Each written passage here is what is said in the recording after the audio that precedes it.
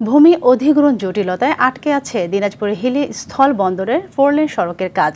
এতে বন্দর এলাকায় বেড়েছে ভোগান্তি। 33 কোটি টাকা ব্যয়ে বন্দরের 2.25 কিলোমিটার রাস্তার কাজ 2022 সালে শুরু হলেও শেষ করতে পারেনি ঠিকাদারি প্রতিষ্ঠান।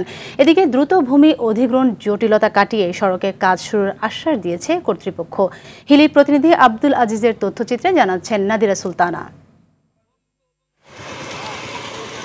উত্তরাঞ্চলের ব্যবসা বাণিজ্যের প্রসারে 1986 সালে দিনাজপুরের হিলিতে প্রতিষ্ঠা করা হয় দেশের দ্বিতীয় স্থলবন্দর। 2007 সালে এটি পূর্ণাঙ্গ স্থলবন্দর হিসেবে কার্যক্রম শুরু হয়। প্রথম দিকে বন্দরের রাস্তাঘাট খারাপ থাকায় মুখ থুবড়ে পড়ে আমদানি রপ্তানি। তবে বর্তমান সরকারের আমলে হিলি স্থলবন্দরে শুরু হয়েছে 2.25 কিলোমিটার 4 লেন সড়কের কাজ। কিন্তু ভূমি অধিগ্রহণ জটিলতায় আটকে আছে এ কাজ। ধুলা বালুতে আমরা যে হায়াত ছিল 40 বছর, ইনশাল্লাহ 10 বছর কমে গেছে।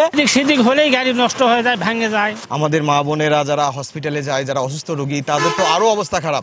রাস্তার বেহাল দশায় ব্যবসা বাণিজ্যের সমস্যা হওয়ার পাশাপাশি দুর্ভোগ পোহাতে হচ্ছে বন্দর ব্যবহারকারী সহ রোগী ও শিক্ষার্থীদের। প্রতিদিনই প্রায় এই রাস্তা দিয়ে স্কুলে যাই, যেতে আমাদের অনেক সমস্যা হয় রাস্তার কারণে। ব্যবসায়ীরা ক্ষতিগ্রস্ত হয়, ট্রাক চলাচলে বিঘ্ন ঘটে, বিভিন্ন সময় পাল্টি খায়। এ আসলে দুর্বিষহ জীবনযাপন আমাদের এলাকার মানুষজন এইখানে। যদিও দ্রুত রাস্তার কাজ শুরু করার আশ্বাস কর্তৃপক্ষ ও স্থানীয় জনপ্রতিনিধির।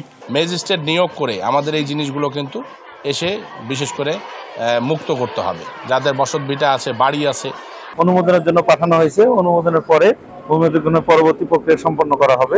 ভূমি অধিগ্রহণ সম্পন্ন হয়ে গেলেই অবশিষ্ট সড়কের কাজ সম্পন্ন করা হবে। প্রতি বছর বন্দরটি থেকে 500 থেকে 600 কোটি টাকা রাজস্ব পায় সরকার। তবে রাস্তার 4 লেন কাজ শেষ হলে রাজস্ব আদায় 1000 কোটি টাকা দাঁড়াবে বলে মনে করছে বন্দর সংশ্লিষ্টরা।